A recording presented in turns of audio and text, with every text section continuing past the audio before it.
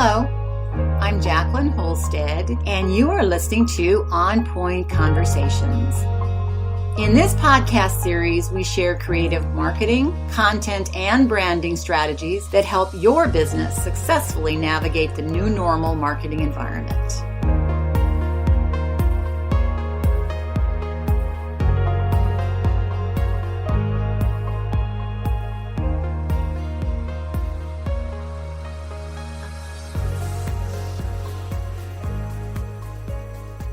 In today's podcast, I'm going to be talking about the content strategy. Now, I've talked about this before, but in this podcast, I'm going to give you 10 steps to develop a content strategy. Now, first, before I do this, let me tell you that a content strategy is very important. It's a really big part and a part of your marketing plan. It's acting as both a guide to the content you're going to create and as a benchmark for how you measure success. So it's in your best interest to make sure that the content you're creating, so you're not spending and wasting time and money on creating content that is not getting you where you want to go, and also that you understand what your benchmark for success is and how you're moving towards that, particularly if you have to report to someone or let someone know what the success is of your content program. You want to be able to identify that. Put very basically, a content strategy is how you ensure that your contact directly meets your business objectives and the needs of your customers. What you want from your content is that people who get it are delighted to get it.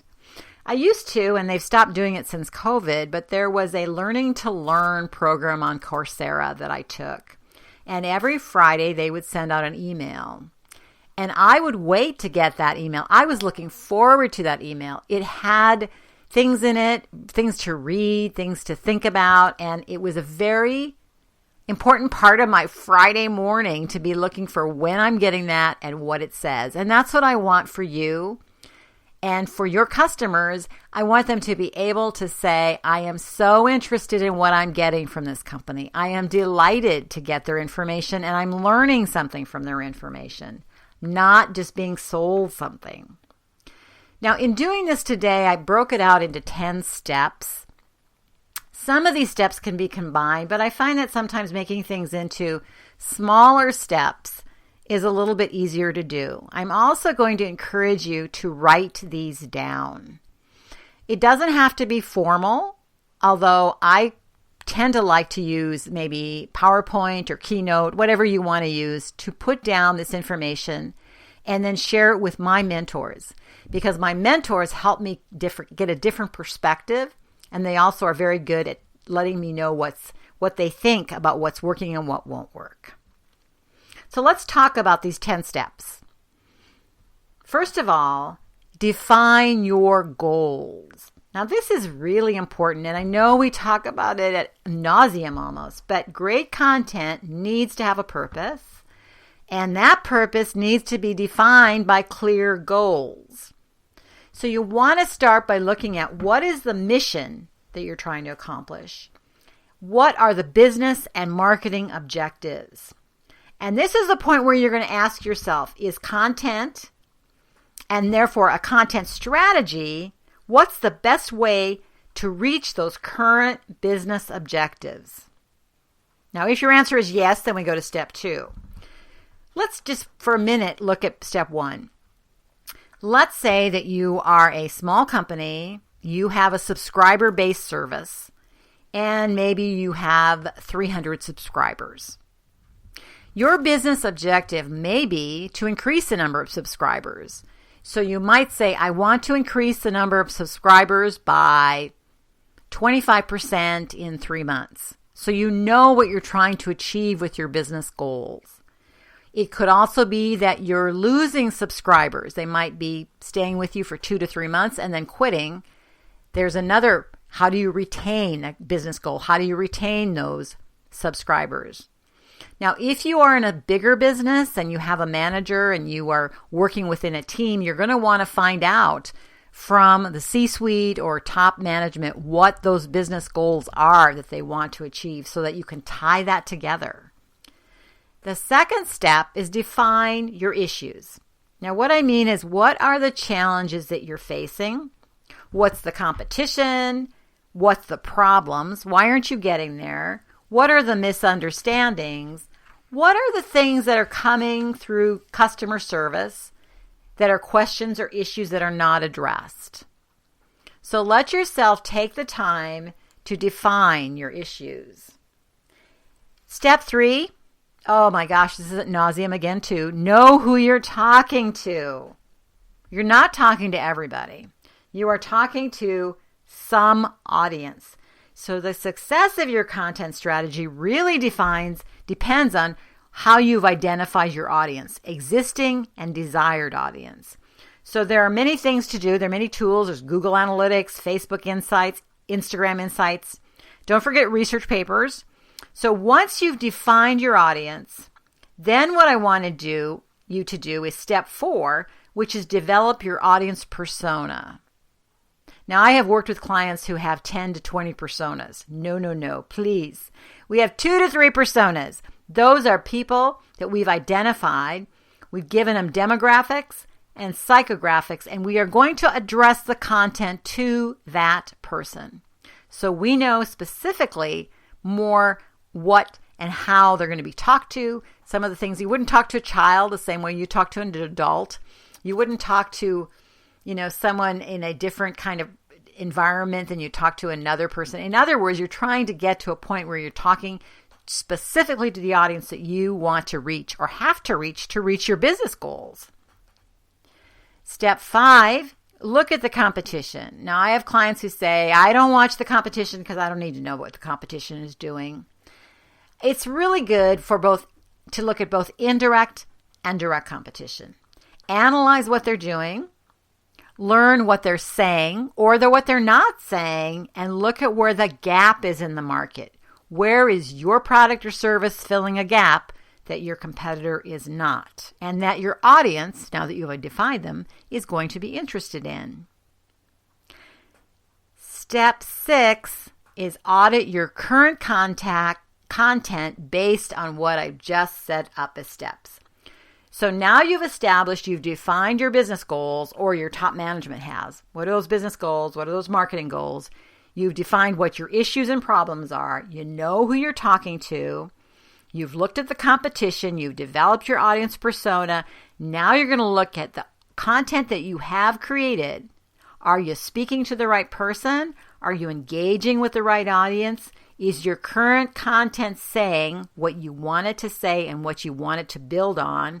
And where are the gaps? This is very important because your current content will really allow you to see what you've done well and what isn't working, and use the analytics that are with any of those programs or social media that you're working with. Now that you've gone through, you've defined your goals, you've defined your issues, you know who you're talking to, you've looked at your competition, you've developed your audience persona, you've audited your current content. Now you're ready to develop content topics. It's really time now to turn your audience, passions, and your brand into the strengths and priorities that are now going to be the foundation of your content strategy. Now, these are overarching content topics, so use what you know about your audience and answer the questions. So here are some questions to answer.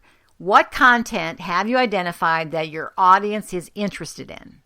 What are they currently consuming? What are they interested in, and where are they? What content will your audience be interested in hearing and listening and learning from? And what do you as a brand have the right to speak about? What is your authentic voice? What do you know, and what do you want to provide to your audience, your target customers? What can you bring? What new can you bring to the conversation? What platforms are you going to deliver this on? So this is very important also, is what platforms you're going to use. I've had clients want to take the same message, same exact thing, and same exact message, content, put it over Twitter, Facebook, Instagram, website, everything, and lose out because they're not strategically targeting the customer in the environment that they are in. Step 8 is make your content applicable to your marketing funnel. What do I mean by that? You're going to map out your customer journey, which is your buying cycle, and use that content to fill in each gap of your buying cycle. So with the buying cycle that I like to use is 6 steps. The first is awareness. Your audience needs to be aware that they have a need in this area. Then they have to have, besides awareness, is interest. It's something that's bugging them. It's an interest. They're now going, I am interested in this. This is something I think I need. Then they start doing research. They're going to research and look at who is doing it, who's not doing it, is it something for them? They're going to be researching that alternative or that solution. Then they have a desire. Then they want it. They want it. They want to look for it. They're looking for it. They want to spend the money. They're ready to make a purchase.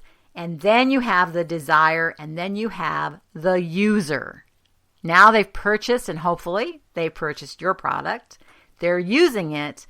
And next step, which is very important, is they go to be an evangelist or an advocate. Because more and more, when they're telling other people about your service, it lends more credibility. When your family or your friend lends itself and says, here's something I use, I really like it, it lends a real credibility to the purchase. And you will probably say, that sounds kind of interesting. In addition, you want to find out the needs at each point in that buying cycle. So you want to have and map out your content for each part of that. Mapping out content based on that is really a good way to save time and save money on presenting content that might not at all be applicable. So once you're done with that, I'd like you to move to a messaging matrix. So which key messages and proof points are going to be the backbone of your communications and your content. That's all part of step 8. Step 9, you can map out your content under various areas. So for example, you have the learning area. How can you use your service or product to help people understand and learn something new? There's also the human interest content, which is where you're supporting your stories with human interest. So are you supporting a certain type of nonprofit? Are you doing that? Or maybe there's a human interest in how your founder started the company. Maybe there's a human interest in storytelling and your narrative about some way you've helped someone else. UPS or Federal Express, one of those, does a good job of showing sometimes how their carriers have done a good deed. So it's a human interest type of thing. And then you have help content that answers the key questions your customers are asking on a regular basis and that they can't understand. So you can help them by having a help content. There are other types of content too you can look at. And once you've been through this process, you will know what content that you need to provide. You'll also know based on your audience where the gaps are, and you will be able to put it together. Again, I encourage you only because this does save time and money. It also helps your credibility as you look at how your content meets business goals and therefore increases revenue and therefore does well with the business so that you can be solid in the strategy that you're using. Step 10 is one that I call reevaluate and be flexible. So every Monday, I have topics in line. I have my spreadsheet with topics. Every Monday, I look at what's happening around the world, what's happening in the news, what's happening in the marketplace, what's happening in order to better suit my content for that week for me. I look at my brand, I keep that in mind. I look at my audience, I keep that in mind. But I also very much keep in mind what's going on around me. So I'm reevaluating and I'm flexible. It may be that the topic that I've selected for that particular week doesn't make sense for that week, so I'm going to change it. I'm going to look at ways to make it more applicable to my audience and more applicable to the time